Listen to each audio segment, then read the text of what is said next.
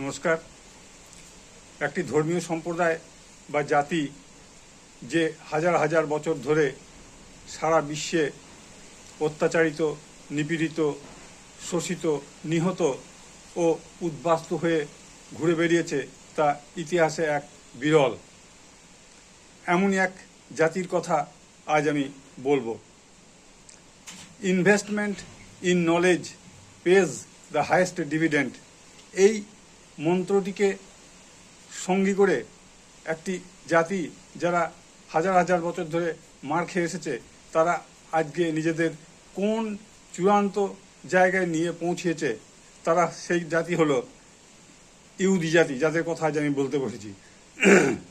এই ইহুদি জাতি, যাদের ইতিহাস প্রায় 3000 বছরের পুরনো।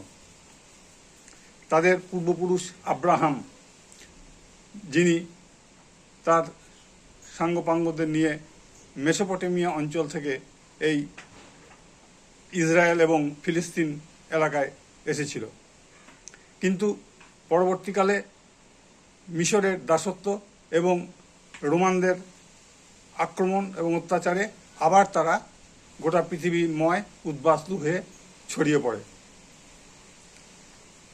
কিন্তু 1947 সালে আন্তর্জাতিক এক বিশেষ রাজনৈতিক পরিস্থিতিতে তাদের এই ফিলিস্তিন অঞ্চলটাকে দুভাগ করে তাদের ইসরায়েল বলে একটি রাষ্ট্রপুঞ্জ তৈরি করে দেয়। 1948 সালের 14 মে এই ইসরায়েল রাষ্ট্রটি ইহুদিরা স্বাধীনভাবে নিজেদের মতন করে পায়। খ্রিস্টান এবং প্রথমে খ্রিস্টান এবং পরে মুসলিমদের সঙ্গে লাগাতার তাদের যুদ্ধ করে করে নিজেদের অস্তিত্ব তারা প্রতিষ্ঠিত করেছে। শুধুমাত্র হিটলারই 60 লক্ষ ইহুদিকে তার গ্যাস চেম্বার বা কনসেন্ট্রেশন ক্যাম্পে হত্যা করেছিল। কিন্তু নিজেদের জন্য একটি স্বাধীন রাষ্ট্র পাওয়ার পর শুধুমাত্র জ্ঞান চর্চা দিয়ে তারা আজকে কোন জায়গায় পৌঁছেছে তা গোটা বিশ্বই দেখছে। আজকে এদের জ্ঞান চর্চার জন্য 35 কোটি মানুষের দেশ আমেরিকা মাত্র 1,48,00,000 দেশ ইসরায়েলকে অর্থাৎ ইহুদি জাতিকে সমাদর করে চলে। আজকে আমেরিকার প্রত্যেকটি গবেষণাগার এবং প্রত্যেকটি বিশ্ববিদ্যালয়ের এই ইহুদিদের দাপট। তারাই তাদের প্রতিনিয়ত নতুন নতুন টেকনোলজি ইনোভেট করছে, নতুন নতুন উদ্ভাবন করছে প্রযুক্তির, এবং তার সুফল গোটা বিশ্ব ছড়িয়ে পড়ছে। আজ আমরা যে স্মার্টফোনটি ইউজ করি, সেখানে যে সমস্ত অ্যাপসগুলো, অপারেটিং সিস্টেমগুলো আছে, সবই এই ইহুদিদের তৈরি। তাদের মিলিটারি ইন্ডাস্ট্রি আজ এমন জায়গায় তারা নিয়ে গেছে নতুন নতুন টেকনোলজি দিয়ে, যে তারা একসঙ্গে 12 থেকে 15টা দেশের বিরুদ্ধে লড়তে পারে, যা তারা এখনও বর্তমানে করেও দেখাচ্ছে। আজকে বিশ্বের নোবেল লরিয়েট আজ পর্যন্ত যত নোবেল পুরস্কার পেয়েছে তার প্রায় 1/4 কাছাকাছি এই ইহুদিরা।